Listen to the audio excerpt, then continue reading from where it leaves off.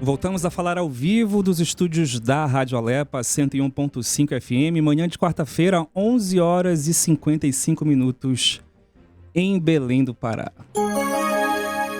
Tivemos agora uma substituição aqui na nossa bancada, o Gabriel Oliveira saiu um pouquinho, eu estou recebendo agora a deputada Lívia Duarte, que a gente anunciou mais cedo que ia bater um papo com a gente. Deputada, seja bem-vinda. Ai, gente, muito obrigada. Gabriel, desculpa, me dê licença aqui de sentar no seu lugar. Bom dia para toda a equipe, para todo mundo que nos ouve em todo o estado do Pará. Perfeito. Comigo aqui também o Rodrigo Nicolau. Rodrigo, seja bem-vindo. Muito obrigado, Rafa. Um bom dia para você. Bom dia, deputada. Muito obrigado. Bom dia, Rodrigo. Pela sua participação nesse bate-papo aqui na Rádio da Alepa. Deputada, a gente comentou mais cedo sobre o assunto que essa semana a gente começou de uma forma meio que andando para trás, né? Com uma notícia estarrecedora que tomou conta das manchetes, inclusive nacionais, que foi o caso em que 2 jovens estudantes, já maiores de idade, agrediram fisicamente um morador, uma pessoa em situação de rua, uma pessoa negra em situação de rua. Fato esse que deixou todo mundo chocado, né, deputada? E isso também foi assunto aqui no plenário da Alepa. A senhora, inclusive, subiu à tribuna e usou, inclusive, o termo aporofobia. Eu quero começar o nosso bate-papo, inclusive, sabendo a sua opinião sobre esse caso, né, que todos nós estamos chocados, mas queremos saber, ansiosos pela sua opinião também. O choque é tão grande que a gente perde as palavras, né, de medir a situação de violência física e também de todas as outras formas de violência. Porque para além de ter violentado uma pessoa fisicamente, era um jogo. Então eles estavam filmando, rindo, num ato flagrante de sadismo, de humilhação, de tortura, de exposição dessa pessoa que passou por isso por mais de uma vez. Então, se nós temos gravações, vídeos de mais de uma vez, deve ter acontecido recorrentes vezes até que eles imaginassem que era uma pessoa vulnerável a isso, que não sairia dali, né? Que se repetiria esse caso de violência. É um caso estarrecedor, mas é flagrante também de impunidade. Então eu queria grifar muito bem isso, porque nós estamos falando de um perfil de pessoas que dificilmente é responsabilizado no ato, imediatamente, a publicação de alguma coisa. E eu falo isso por quê? Porque a gente precisa começar a refletir o peso da lei para as pessoas, dependendo das camadas sociais que elas ocupam, né? Nós conhecemos gente julgada, muito bem julgada, por exemplo, por pedofilia, que nunca passou um dia preso. Então, nós precisamos falar disso. E esse é um caso. Eu tive refletindo, sabe? Se a gente tivesse assistido essa cena no bairro da Terra Firme ou no bairro do Guamá, numa escola de EJA noturna, esses meninos teriam sido detidos? É uma reflexão. Eu sei a resposta, vocês sabem as respostas, quem está em casa sabe a resposta. Essas pessoas estariam em casa esperando sua audiência, sua primeira defesa. Eu não estou defendendo que todo mundo seja detido e vá para o camburão. Ao contrário, nós estamos defendendo que a lei seja aplicada de maneira igual. E que essa reflexão, ela paira nesse momento também sobre o Legislativo paraense. A provocação que eu fiz é o seguinte: ela é igual para todos nós? De que maneira isso é abordado? Porque é o seguinte: jovens estudantes de direito, e nós não podemos condenar os estudantes de direito, eu própria, minha primeira graduação foi direito, viu, gente? Antes de ser psicóloga, eu estudei direito. Óbvio que tem gente, muita gente de bem frequentando as universidades de direito. Nós temos exemplos da maior corte do país, né? Podemos falar da nossa única ministra do STF, até os advogados paraenses. Tem vários amigos, defensores de direitos humanos, seríssimos, pessoas do Legislativo. O Legislativo paraense tem um dos maiores procuradorias do país. Eu super admiro o trabalho dos servidores da casa. Mas assim, jovens estudantes de direito que não passaram por uma disciplina fundamental, humanidades, e passaram por um episódio de descobrir a impunidade. Então, frequentemente praticando violências contra essa pessoa, que é uma pessoa em situação de rua. Nós precisamos, em algum momento, falar disso, dessa problemática em Belém do Pará, né, que é a higienização das cidades e como essas pessoas vão parar na frente de uma universidade. Como eu falei no início, a gente pode culpar a instituição de ensino, que nesse caso é o CESUPA? A priori, não. São indivíduos que praticam esse crime. A gente começa a abrir o sensor, e no meu caso, a gente oficiou a universidade. Por quê? O centro universitário, por quê? Porque na medida em que essa universidade, que esse centro universitário, que essa faculdade, que essa Unisquina, que tem um monte, não diz estão expulsos, a gente sente também que tem um quadro ali de favorecimento, digamos assim, né? Então, para nós, eu fiquei chocada. Ao mesmo tempo, gente, que eu acho que a gente podia levantar uma coisa muito legal, que é o seguinte: alguma coisa na humanidade também há de nos salvar, sabe? Quando eu vi os entregadores de comida parando aqueles meninos, que são meninos abastados, são meninos que a mãe pode chegar lá e dizer, ó, esse aqui tem que acontecer isso com ele, esse aqui vai ser preso, segurou meu filho, esse aqui queria linchar. Pô, entregadores de comida barraram o menino, sabe? A gente volta a tantos exemplos históricos, assim. Eu fiquei pensando em vários. Eu sou uma pessoa cristã, fiquei pensando na defesa dos mais pobres. Quem defende os mais pobres? São os mais pobres. Então, você vê aquilo também traz alguma esperança de sociedade, sabe? Eu acho que esse caso é um caso emblemático da gente pensar que os meninos correm para a universidade para se refugiar, né? Correm para se refugiar da sua impunidade, mas que os trabalhadores também se uniram para dizer não àquela prática. Então você tem ali um retrato que é repetido há séculos na nossa sociedade.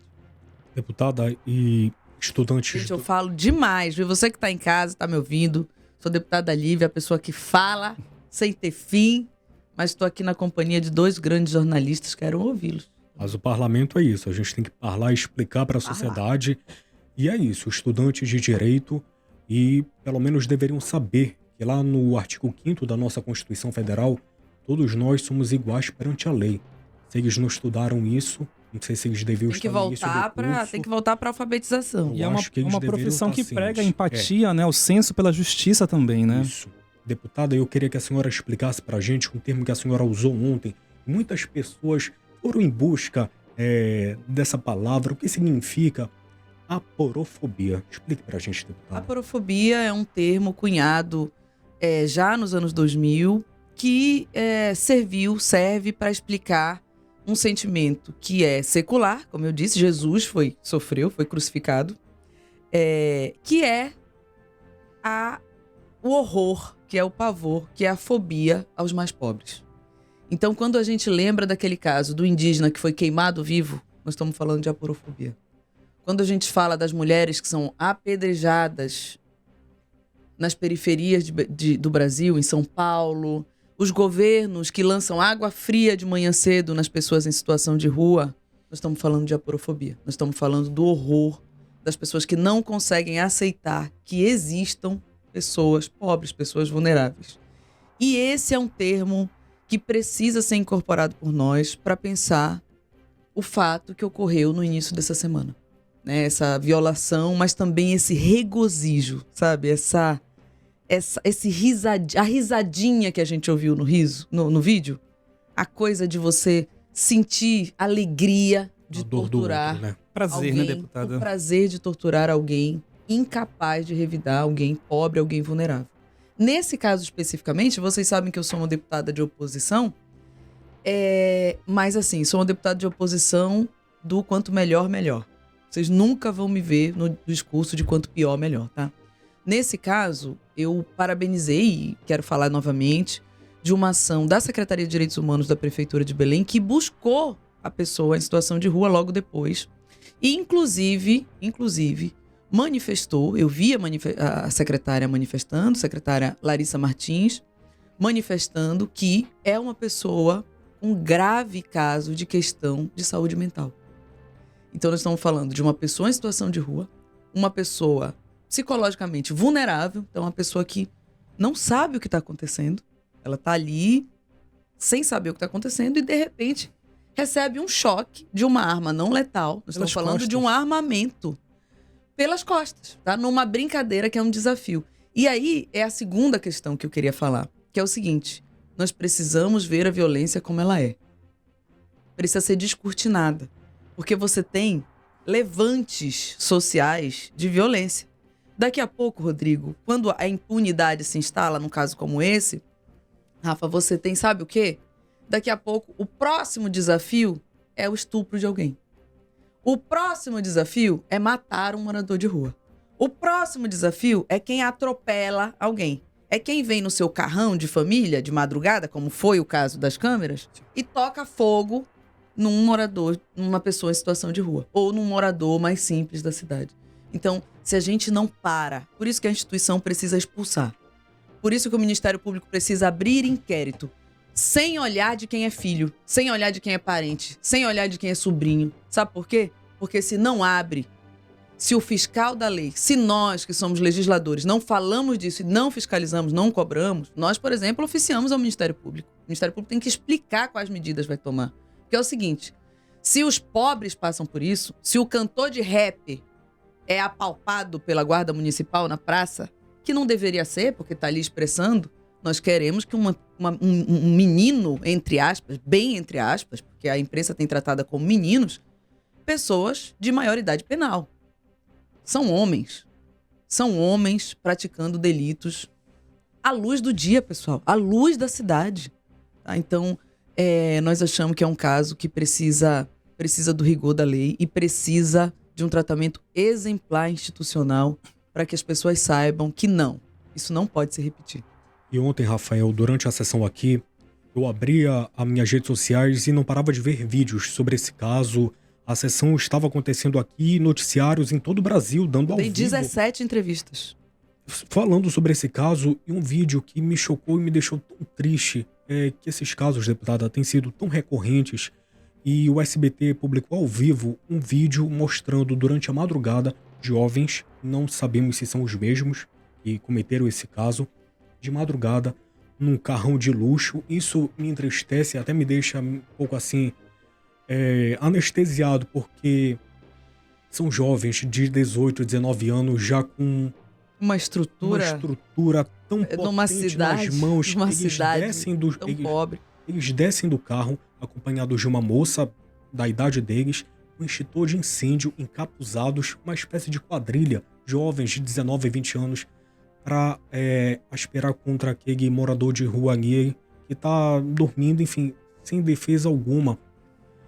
Ô, deputada, o que isso pode revelar sobre a nossa sociedade em pleno 2026? Olha, eu acho que a gente tem uma discussão muito séria para fazer sobre a nossa sociedade a partir desse caso. De tantos casos, porque esse caso do início da semana, ele está documentado. Ele tem vídeo, ele tem foto. Imagina que isso não começou, eu imagino que isso não começou, Rodrigo, neste caso. Então, eu acho, inclusive, é o que nós pedimos ao Ministério Público, que investigue a conduta pretérita. Porque é o seguinte, bem como a violência doméstica não começa em um feminicídio, ela começa com um xingamento, ela começa com tapa, ela começa com o cara dizendo que você é feia, ela começa com o cara dizendo que você é louca. Quando você vê, você está diante de uma arma, tá? A violência, no geral, ela se estrutura a partir do vencimento de limite. Então, primeiro você empurra sua colega, depois você entra num grupo da faculdade e xinga alguém de vagabunda, aí você vai para a rede social e você ameaça uma deputada, depois você vai para algum lugar e você atropela alguém.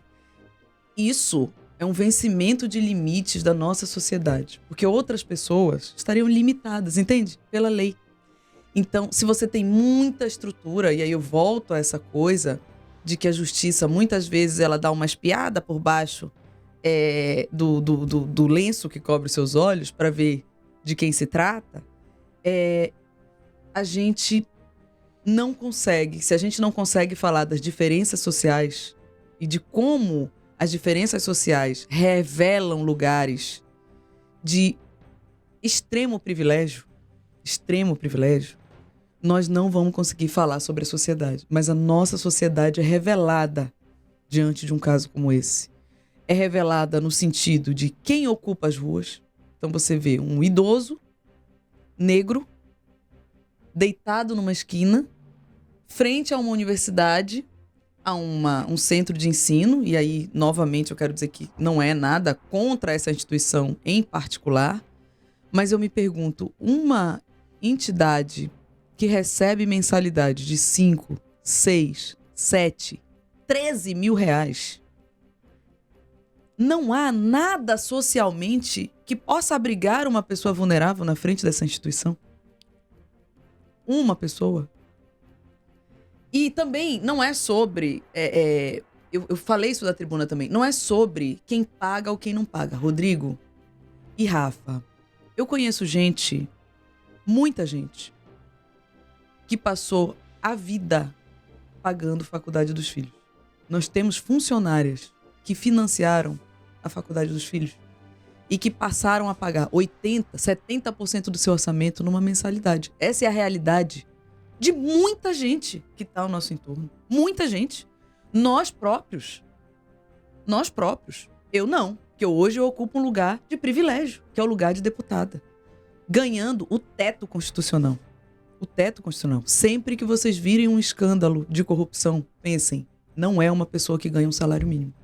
Não é uma pessoa que ganha 3 mil reais. Nós estamos falando de gente que ganha o teto.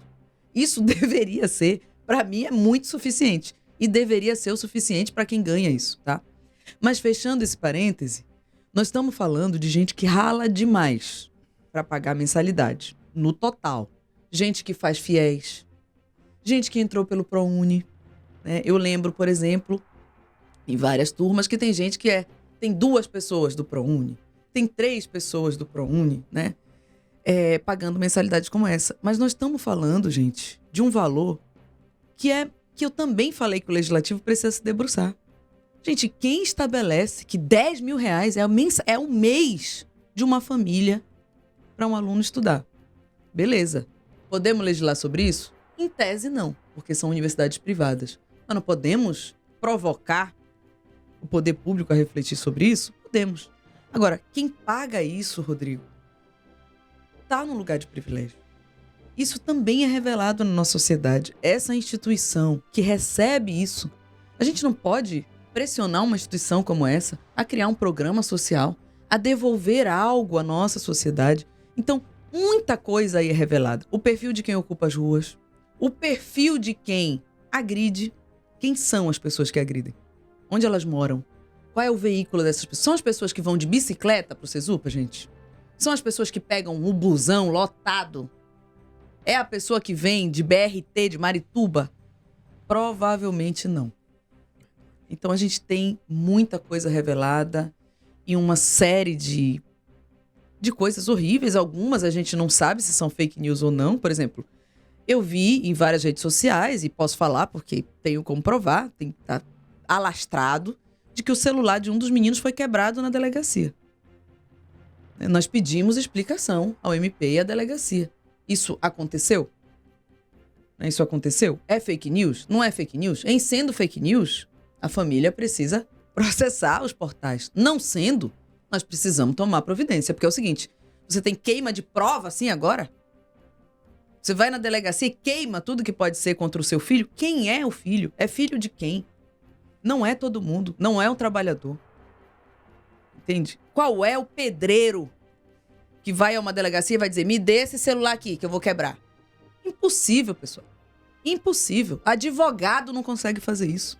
Então, é fake news? A família processa os portais. Não sendo, nós queremos explicações de por que isso aconteceu. Então, para nós, esse é um caso fotográfico. Se a gente tivesse que buscar nos dicionários uma foto para falar de aporofobia, a gente teria esse caso. Se a gente tivesse nos dicionários uma foto para falar de privilégio social, nós teríamos esse caso. Se a gente tivesse uma foto para falar de inversão de valores, se a gente tivesse uma foto para falar de injustiça, se a gente tivesse uma foto para falar de violência, se a gente tivesse uma foto para falar de humilhação, né? Não basta só agredir. Entende? Você tem que filmar, você tem que estabelecer um jogo. Verdade ou desafio? Estabelecer desafios. Então... E assim, eu fiquei pensando depois, gente, se essas pessoas fazem isso à luz do dia, quem são essas pessoas nos seus relacionamentos amorosos? Quem são essas pessoas com a sua empregada doméstica? Quem são essas pessoas dentro da sua casa? Eu não tô falando de um caso, eu tô falando de um perfil. Tá? Se o público é isso, Se o público você assiste, a primeira vez que eu assisti, gente, eu achei que fosse IA. Passei um tempo pra pensar, meu Deus, isso é real. Isso, infelizmente, é o retrato da nossa sociedade, não é, deputada? Nossa, Hoje. Rodrigo, mas não é chocante, assim? Muito, tu assiste e fica, meu Deus. Infelizmente. E essa problemática, esse desafio que nós, enquanto sociedade, temos que enfrentar e contribuir de alguma forma com o poder público é a situação grave dessas pessoas que vivem nas ruas, deputada. Isso em todo o Brasil, infelizmente, em diversas cidades do planeta. A gente anda por Belém e a gente tem visto cada vez mais a pobreza aumentando, né, a miséria tomando conta das nossas vidas e pessoas, Rafael, que, óbvio, quem que quer... Gente, quem que quer estar morando no meio da rua? Não, ninguém quer. Esse é um discurso infeliz do neoliberalismo. Tá lá porque quer. Meu amigo, ninguém dorme na rua porque quer. Ninguém faz cocô na praça pública porque quer. A pessoa botar a sua bunda pra fora. Me desculpem quem tá me ouvindo. Em praça pública, assim, eu não sei por onde começar a explicar uma coisa como essa. Assim, a gente tem muitas cidades, né? É um colapso social, né? É um gargalo que aparece. Mas assim, você tem em Belém, em frente à Assembleia Legislativa, em frente à Prefeitura de Belém, é a praça ocupada. Não estamos falando da Cracolândia de São Paulo, com 50 mil pessoas. É um problema que, assim, algum governo vai resolver? Olha, eu acho que nós vamos passar uns 20 anos em São Paulo, tá? Mas você falar de 300 pessoas em frente aos poderes, assim, é minimamente você entender que a política precisa acompanhar a realidade. Tem muitas vezes que eu faço reuniões e chego para fazer reuniões com as pessoas e as pessoas me falam, deputada, mas o que a política vai resolver para mim? O que ela resolve para a cidade? O que essas 41 pessoas vão resolver para a cidade? E é um alerta que eu faço frequentemente, assim, aos outros parlamentares. Se nós não fizermos uma política que entregue política pública, que mude a vida das pessoas, ela não servirá para outra coisa a não ser a nossa vaidade, a não ser as nossas redes sociais, aumentar os nossos seguidores, etc. e tal. Então, é um problema crasso e triste, mas ninguém pode dizer que ele está escondido. Sim.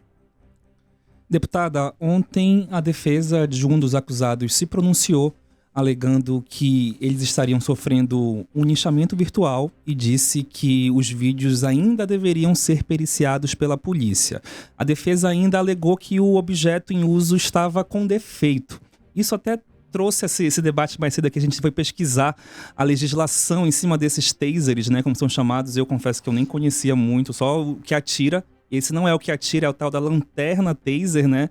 E ele ocupa uma zona cinzenta, né, da legislação.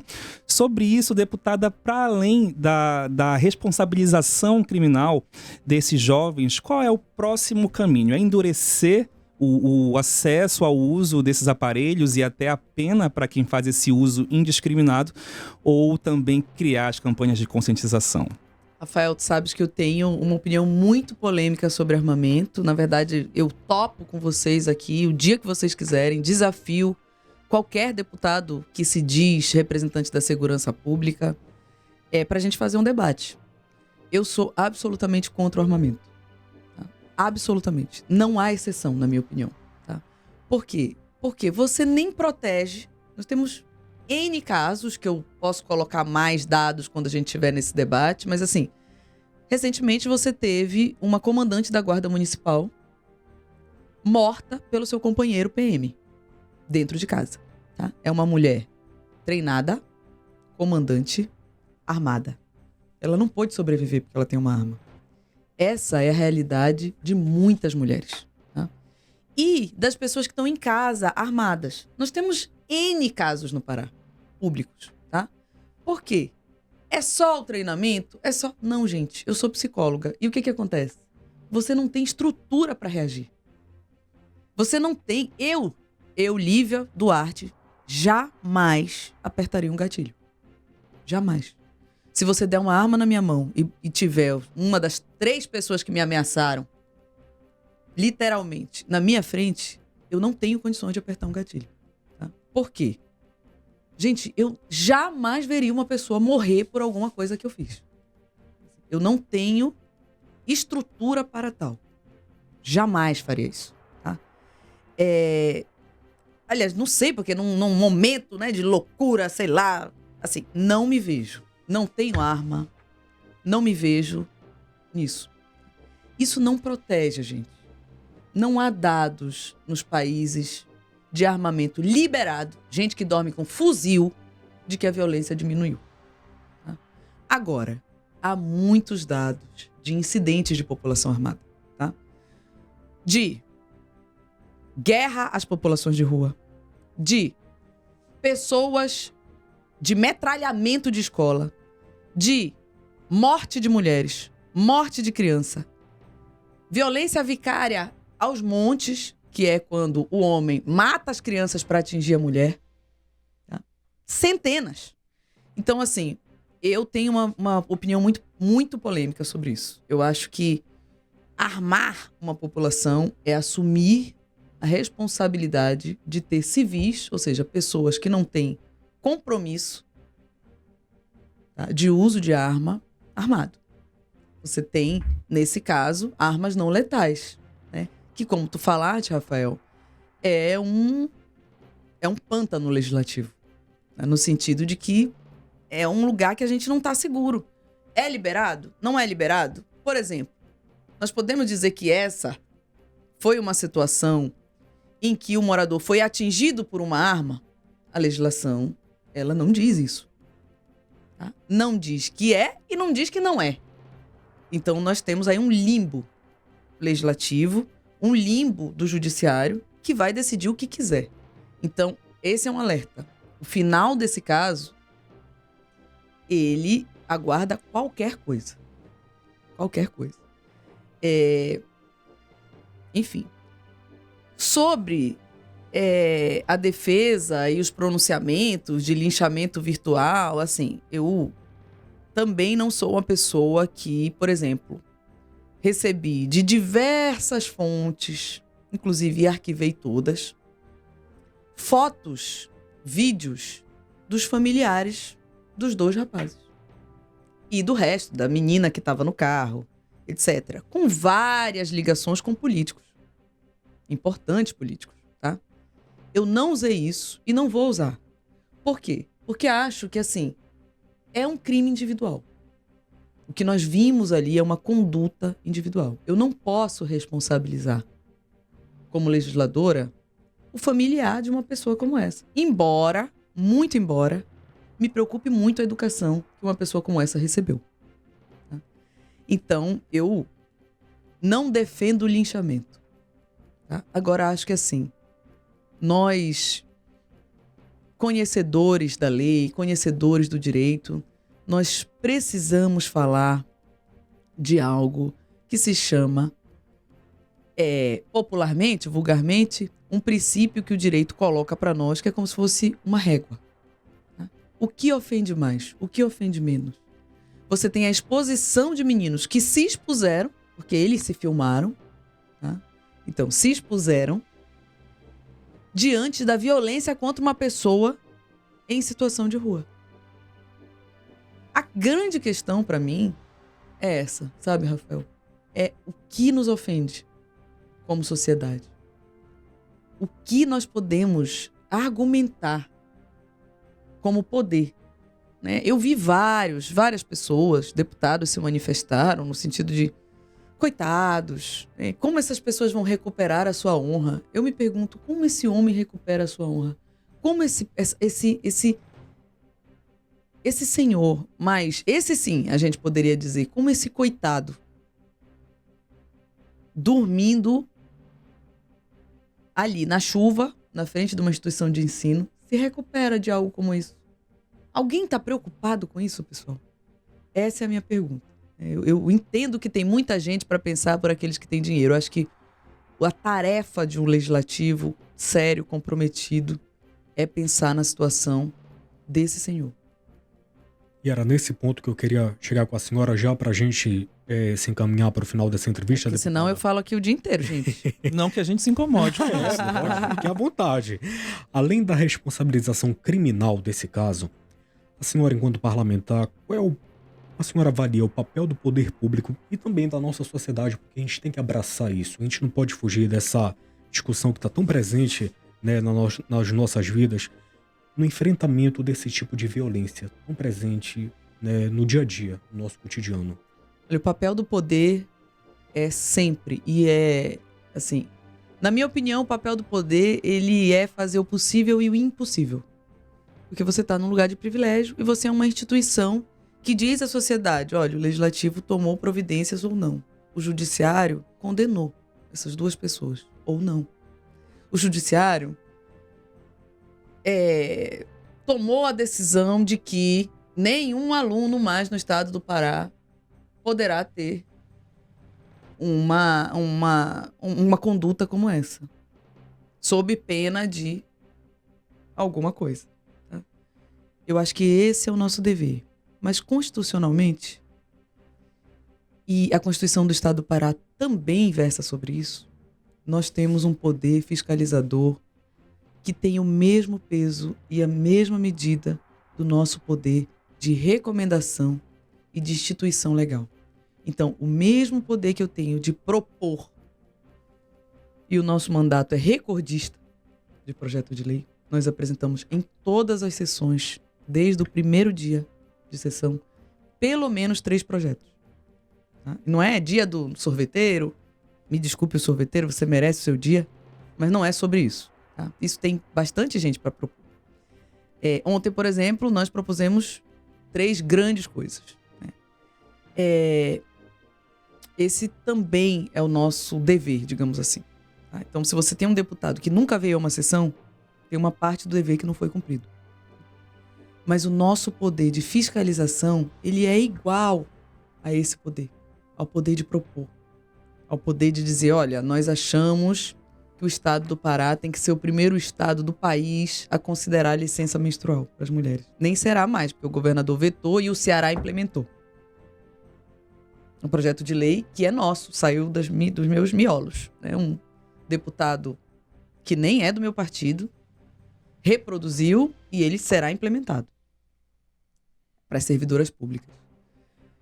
Nós temos esse poder, que é um poder impressionante. Impressionante. É um poder impressionante você poder propor um novo modo de vida, um novo modo de ver a sociedade. É muita coisa.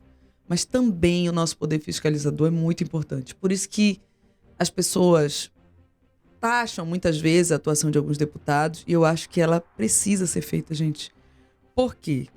Porque eu sou da opinião de que governo é igual feijão ruim. Só pega na pressão.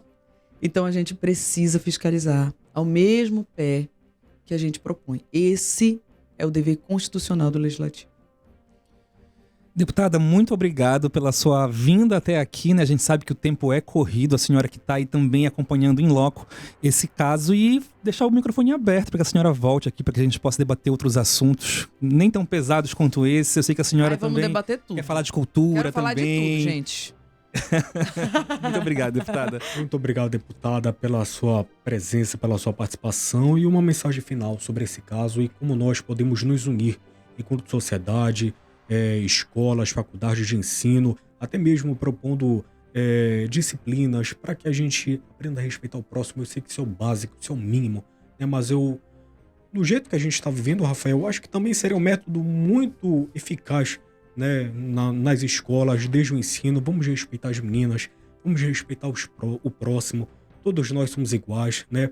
Para quem sabe um dia, a gente já está em 2026, mas quem sabe a gente não tem aqui presenciar e noticiar casos como esses, né, deputado? Você sabe que o Rodrigo, além dessa figura central aqui do nosso jornalismo da LEPA, da nossa comunicação, ele é guarda de Nazaré. Sim. E eu acho que o Rodrigo tá caminhando para ser padre, porque ultimamente ele tem uns discursos assim tão emocionados, tão bonitos. Eu encontro ele na Basílica de vez em quando, tá lá. E eu acho que muita coisa, eu tô brincando, mas tô falando sério. Eu acho que não são só as escolas, e elas têm papel fundamental. Eu acho que nós temos que voltar. Eu acho que, assim, um episódio como esse é quando você vê que tudo deu errado. E você precisa resetar uma sociedade, sabe? Você precisa dar 2 passos atrás para dar um passo para frente. Eu acho que a gente precisa pensar na educação como esse pilar primeiro. E quando eu falo isso, eu não estou falando só da escola, que eu também defendo. Eu defendo que a gente tenha um programa de direitos humanos aplicado à escola. A gente já propôs isso aqui. Perfeito. Eu defendo que a gente tenha um programa para falar de abuso sexual nas escolas. Eu acho que nós temos que ter um programa escolar de educação. Alô, secretário Ricardo Cefé, para a gente falar de violência contra as meninas e mulheres, para a gente falar de racismo. Eu acho que a gente precisa preparar as crianças nesse ambiente também para a vida adulta, para ter 18 anos e não dar choque em pessoas em situação de rua. Mas eu acho também que outros lugares precisam e podem fazer isso. Eu acho que as igrejas são fundamentais. Fundamentais. Fundamentais. Toda vez que uma igreja acolhe alguém, ao invés de dizer que essa pessoa não pode estar nesse lugar, toda vez que uma igreja entende o tempo que nós estamos vivendo, toda vez que uma igreja entende o amor acima das coisas, nós estamos falando de educação. Eu acho que as famílias nós precisamos ter alguma maneira de refazer o discurso sobre a família. A família, que é Deus, que é amor, ela também é sobre olhar o próximo como a si mesmo. Ela também é sobre olhar as vidas como todas iguais. Então, eu acho que esse é o caminho, sabe, Rodrigo? Queria dizer para todo mundo que está nos ouvindo, primeiro, que eu acredito muito que um caso como esse também nos traz um fio de esperança em que nós precisamos recomeçar e nós precisamos discutir em todos os lugares, na associação de bairro, a senhora que está cozinhando e nos ouvindo, nós precisamos falar na cozinha, nós precisamos falar com os filhos na hora da novela, nós precisamos falar em todos os lugares. Então, eu queria sinceramente dizer que nós precisamos recomeçar sobre o amor e sobre a importância das pessoas, mas do lado daqui também tem muita luta. Eu sempre digo que se não me deixarem sonhar, eu não vou deixar ninguém dormir. E é sobre isso. Nós precisamos também dizer que o nosso lugar é um lugar de enfrentamento aos poderes, é um lugar de enfrentamento ao privilégio, é um lugar de enfrentamento àquilo que se deu como acomodado, aquilo que se deu como que ninguém vai reclamar, ninguém vai dizer que não deu certo ou que deu certo. Nós também temos esse papel. Então, queria agradecer demais vocês, gente, pela paciência, pela conversa, todo mundo que está em casa, pela paciência, pelo carinho. Muito obrigada por esse espaço. E nós estamos sempre aqui, sempre que vocês quiserem, a gente volta. A gente que agradece, já falando que rolou um negócio de uma ciumeira aqui, porque o Rodrigo, todo mundo achando que a senhora só quer dar entrevista pro Rodrigo. É verdade isso? Que só o Rodrigo conseguiu lhe trazer aqui. Meu Deus, gente, tá vendo, Rodrigo? Olha, e a gente tem que deixar bem claro, o espaço segue aberto para os outros deputados que queiram vir aqui também falar sobre esse assunto aí que tem sido noticiado em todo o país. Muito legal. Né, a gente ontem ouviu o deputado Bordalo, ouviu o delegado Milton Neves. O espaço aqui na Assembleia Legislativa segue aberto. Outros parlamentares, além da deputada Lívia... Chicão, que sempre é um defensor de direitos humanos, está sempre do nosso lado, né? A deputada Lívia, que tão gentilmente aceitou aqui vir participar desse bate-papo tão necessário com a gente. O espaço segue aberto para a gente expandir esse tema tão importante e tão fundamental, especial na sociedade de 2026, Rafael. Deputada, muito obrigado, viu, pela sua participação. Obrigada, Rafael. Tu pode ir lá me buscar também. Tô lá. Vamos lá, deputada. A gente agradece, então, a deputada Lívia Duarte, que carinhosamente veio aqui com a gente falar ao vivo. Para você também que ficou até agora acompanhando a gente, que já extrapolamos o nosso horário também, deputada, que é meio-dia, mas hoje a gente tá ao vivo na Rádio Senado. A Rede Senado vai mandar um negócio de uma esculhambação pra gente. Qualquer coisa, a deputada Lívia tá com a gente aqui. A gente tá ao vivo na Rádio Senado e a audiência, olha, eu já soube que tá boa, viu, deputado? Nosso bate-papo rendeu, Poxa, viu? gente, que bacana. Escutem a gente. É isso. A gente tá acabando esse Alepa Entrevista, agradecendo você e lembrando que você pode ver e rever esse episódio lá no nosso canal do YouTube, o TV Alepa Pará. Tchau, tchau e até a próxima. Tchau.